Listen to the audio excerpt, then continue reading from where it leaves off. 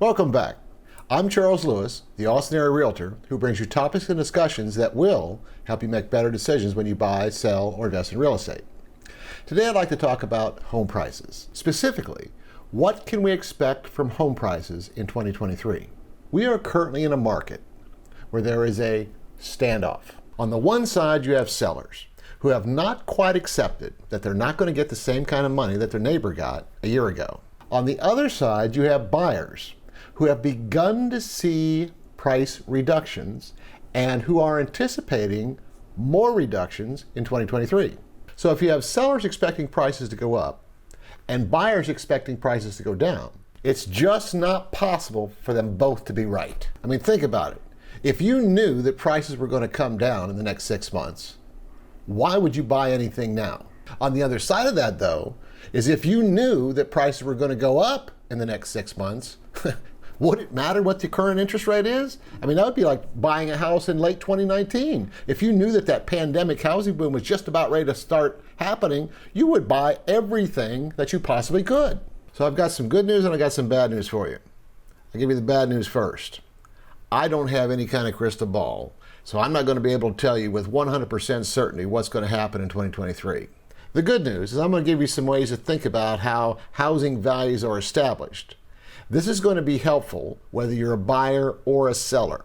The area we're going to look at today is Leander, Texas. If you don't know, it's about 20 miles north of downtown Austin along Interstate 183.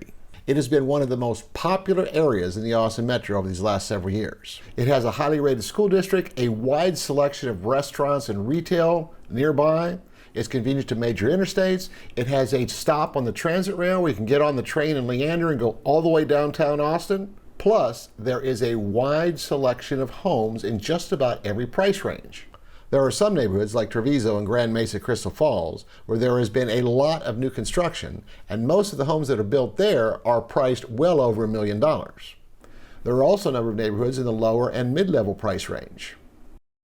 This includes both established communities and new build communities. Let's consider a neighborhood like Blockhouse Creek.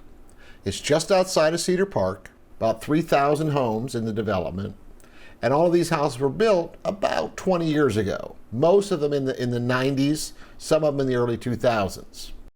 If you go a little bit further north on 183, you're going to find communities like Larkspur.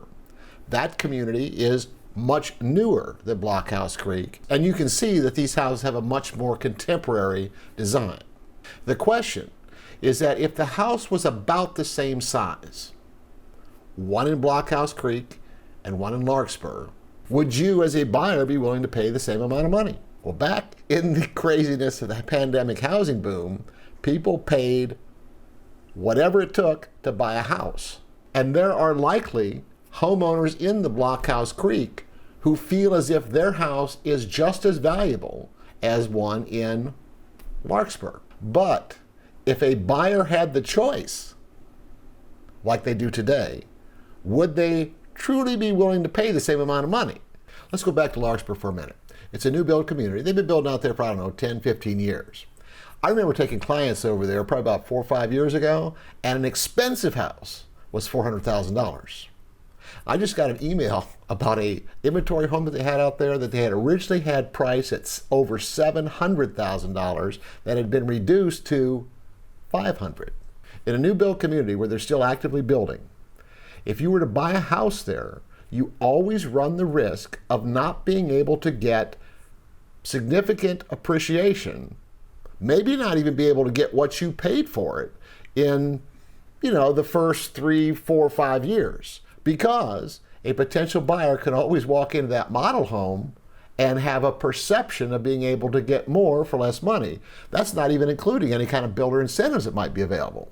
Now, Larkspur is getting close to the end. They're down to the final stages, and soon they won't have any new homes available. Does that necessarily mean that those houses then will become more valuable? Well, when you consider that just around Highway 29, there is a multitude of new communities over there with comparable houses, not to mention all of this area between Leander and Round Rock is undeveloped land just waiting for someone to start building. It's highly unlikely that there is going to be a shortage of new homes in the Leander area anytime soon. Now, the reason I'm saying all this is to drive home this point. The value on any house is not an exact science. That value is determined when a willing seller and a willing buyer come to an agreement on a price. If a buyer is highly motivated, they simply love the house, they will, and often do, pay more than what the list price is, especially if there are other buyers who want to buy the same house. This happened well before the pandemic housing boom. On the other side of that, if a seller is highly motivated, they just got a new job and they need to move out of state, a probate where you have no one living in the house but the heirs have to continue to pay the property taxes and the upkeep on the house. In those types of scenarios, you often see the price being reduced until someone buys the house. Unless you're purchasing the house as a true investment, it's going to be a second home. You're not going to live there. You're going to rent it out. You're just looking for some type of return. That's a whole different analysis. But if you're purchasing the house as your primary residence, I offer to you this thought. What difference does it make what the value of that house is in a year or 2 or 3 or 4, especially if you're going to live in the house for the next 20 years? There were people that bought houses in Southern California, Las Vegas, Florida, some of the areas that were hardest hit during the 2008 housing crash. They bought those houses just before values tanked. They stayed in the house through that downturn up until this most recent boom and probably sold their house for substantially more money than what they bought it for. Time is your friend. And yes, value of the house, the price you pay for the house, the amount of interest you pay on the loan are all important. I would encourage you, especially in the market that we're in now, when buyers have more options, buyers have more negotiating power. In this market, if you're thinking about buying a house, I encourage you, focus on what you want. And if you find something that you like, it's within your budget, and the payment is affordable when you consider your other monthly expenses, it will likely be to your advantage to make the decision sooner rather than later. Because that specific house is not going to be available forever. And if you really like it, the chances of finding something exactly like it, not as certain as you might want to think.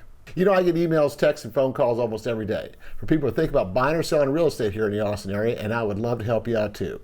All of my contact information is in the video description, so don't be shy. Let's make your real estate dreams come true.